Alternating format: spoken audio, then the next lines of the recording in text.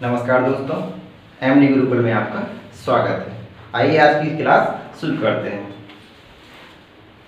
देखिए अगला क्वेश्चन, हिंदी भाषा के विकास का सही अनुक्रम क्या है? पहला ऑप्शन है प्राकृत अपभ्रंश हिंदी पाली, दूसरा है पाली प्राकृत अपभ्रंश हिंदी, तीसरा ऑप्शन है अपभ्रंश पाली प्राकृत और हिंदी। शुरुआत में मैंने आपको बताया था पहले क्या आइए, संस्कृत आइए, उसके बाद पाली, उसके बाद प्राकृत, उसके बाद अपभ्रंश, फिर अवहट्ट, फिर हिंदी। तो बताइए संस्कृत तो इसमें है नहीं है, लेकिन पाली है। पाली दूसरे वाले ऑप्शन में है, पाली फिर प्राकृत फिर अपभ्रंश फिर हिंदी, यही इसका सही क्रम है। इसका सही आंसर होगा दूसरा, पाली प्राकृत अपभ्रंश फिर हिंदी। अब देखिए अगला क्वेश्चन, संविधान के अनुच्छेद 351 में किस विषय का वर्णन है? बताया था मैंने 351 में क्या है, हिंदी के विकास के बारे में बताया गया है। तो कहाँ है ऑप्शन? तीसरा वाला, हिंदी के विकास के लिए निर्देश दिए गए हैं कि किस प्रकार हिंदी का विकास किया जाए, इसके लिए प्रोत्साहन है इसमें। ठीक है, अब देखिए अगला क्वेश्चन, ब्रजभाषा है, पहला ऑप्शन है पूर्वी हिंदी, दूसरा है पश्चिमी हिंदी, तीसरा है बिहारी हिंदी, चौथा है पहाड़ी हिंदी।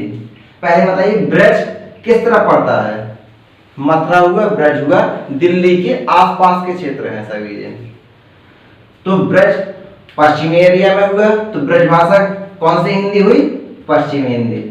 और पश्चिमी हिंदी के 5 पार्ट बताए थे, कौरवी, हरियाणवी या बांग्री, और बुंदेली, कन्नौजी और ये ब्रज भाषा। ठीक है, सभी पश्चिमी हिंदी के पार्ट हैं। अब अगला क्वेश्चन देखिए, मगही किस उपभाषा की बोली है? मगही, ये राजस्थानी तो होगी नहीं, पश्चिमी होगी नहीं, और बिहारी पूर्वी होगी नहीं, तो आपकी ये बिहारी है। बिहारी के अंतर्गत 3 आती हैं, मगही, मैथिली और भोजपुरी। अब देखिए अगला क्वेश्चन, हिंदी खड़ी बोली किस अपभ्रंश से विकसित हुई है? पहला मागधी, दूसरा अर्धमागधी, तीसरा सौरसैनी, चौथा ब्राह्मण। तो खड़ी बोली यानी कि कौरवी, तो बताइए कौरवी किससे आई है? ये पश्चिमी हिंदी से आई है। और पश्चिमी हिंदी किससे आई है? इस सौरसैनी से आई है। ठीक है, तो इसका सही आंसर होगा सौरसैनी।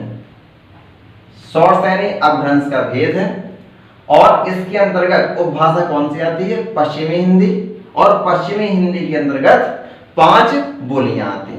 ठीक है, उसमें से हिंदी या हिंदी खड़ी बोली या फिर कौरवी इसका पार्ट। अगला क्वेश्चन, भाषा के आधार पर भारतीय राज्यों की पुनः संरचना की गई थी, तो कब की गई थी? इसका सीधा सीधा आंसर है 1956 में। 1956 में भाषा के आधार पर पहला राज्य कौन सा बना था? आंध्र प्रदेश। ठीक है,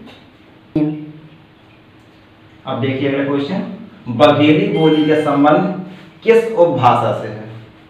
4 ऑप्शन है इसके, राजस्थानी, पूर्वी हिंदी, बिहारी और पश्चिमी हिंदी।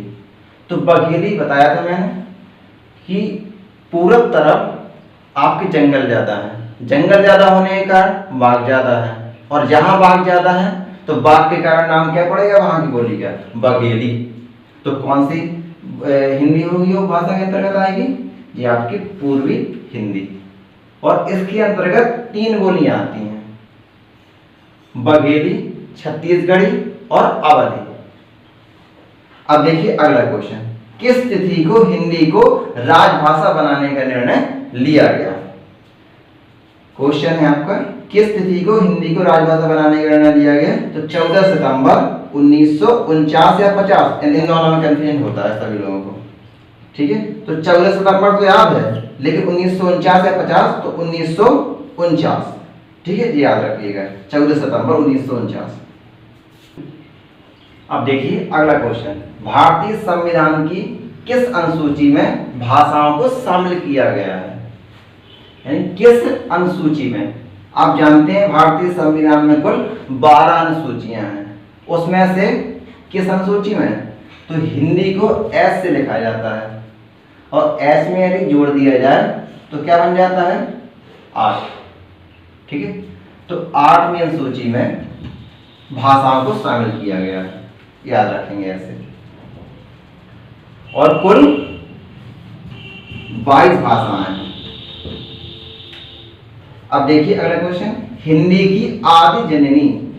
आदि जननी मतलब जिससे हिंदी बनकर आई है। आदि मतलब सबसे पहले कौन सी भाषा थी जिससे निकलकर हिंदी आई है? तो ये है आपकी संस्कृत। ठीक है। यदि आ जाए क्वेश्चन ये बताइए हिंदी का विकास किससे हुआ है, तो ये आपका अपभ्रंश से, लेकिन आदि जननी संस्कृत कहलाएगी। ठीक है। अब देखिए अगला क्वेश्चन, विकास की दृष्टि से प्राकृत की पूर्वकालीन अवस्था। प्राकृत की पूर्वकालीन यानी कि प्राकृत के पहले कौन सी भाषा थी? तो कौन थी प्राकृत से पहले? इसके पहले थी पाली, क्योंकि पाली से ही प्राकृत बनी है। तो ये पूर्वकालीन हो जाएगी, यानी कौन सा होगा ऑप्शन? पाली। ठीक। पूर्वकालीन का मतलब पूर्व मतलब पहले होता है। अब देखिए अगला क्वेश्चन, पश्चिमी हिंदी की दो बोलियों का सही युग्म क्या है? तो इसमें सही युग्म बताना है, यानी कि दो बोलियां दी होंगी, उसमें से आपको बताना है कि पश्चिमी हिंदी दोनों कौन सी हैं। तो पहला देखिए कन्नौजी अवधी। कन्नौजी पश्चिमी है, लेकिन अवधी पूर्वी है। ठीक है, इसलिए ये वाला ऑप्शन गलत होगा। ब्रज बघेली, ब्रज तो पश्चिमी है लेकिन बघेली पूर्वी है, ये वाला ऑप्शन भी नहीं होगा।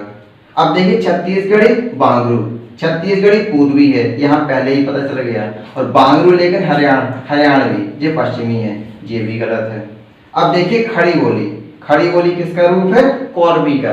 ये खड़ी बोली पश्चिमी है, और बुंदेली, बुंदेलखंड कहाँ पड़ता है? पश्चिमी एरिया में, तो ये भी आपकी पश्चिमी है, यानी कि यही सही होगा। ठीक है। अब देखिए अगला क्वेश्चन, अर्धमागधी अपभ्रंश से विकसित बोली है। तो पहला बांगरू, दूसरा बघेली, ब्रजभाषा, भोजपुरी। देखिए आपको पता होना चाहिए अर्धमागधी के अंतर्गत कौन सी उपभाषा आती है? पूर्वी हिंदी। ठीक है, अब आपसे बन जाएगा। अब बताना है आपको पूर्वी हिंदी के अंतर्गत कौन सी बोली आएगी, बांगरू या हरियाणवी। जी आपका पश्चिमी हिंदी है, इसलिए ये नहीं होगा। बघेली ये आपका पूर्वी हिंदी का ही है, तो ये भी ये सही है। ठीक है। ब्रजभाषा पश्चिमी हिंदी है, भोजपुरी बिहारी हिंदी। ठीक है। तो अर्धमागधी अपभ्रंश से विकसित बोली कौन सी होगी? बघेली। अब देखिए देवनागरी लिपि का सही विकास क्रम है। इसका सही आंसर है ब्राह्मणी लिपि, गुप्त लिपि, नागरी लिपि और देवनागरी लिपि। देखिए ब्राह्मणी से ही सब लिपियां बनके आई हैं। तो ब्राह्मणी लिपि को याद कैसे करेंगे? सबसे पहले ये लिपि कैसी आई? ब्रह्मा के मुख से निकलने के कारण इस लिपि का नाम पड़ा है ब्राह्मणी लिपि। यह लिपि गुप्त थी, तब इसको गुप्त लिपि कहा गया। इसके बाद जब यह नगरों में आई तो इसे नागरी लिपि कहा गया। फिर यह देव भाषा के रूप में इसे कहा जाने लगा, तो फिर ये इसका नाम पड़ा देवनागरी लिपि। ठीक है, आज के लिए इतना ही। धन्यवाद।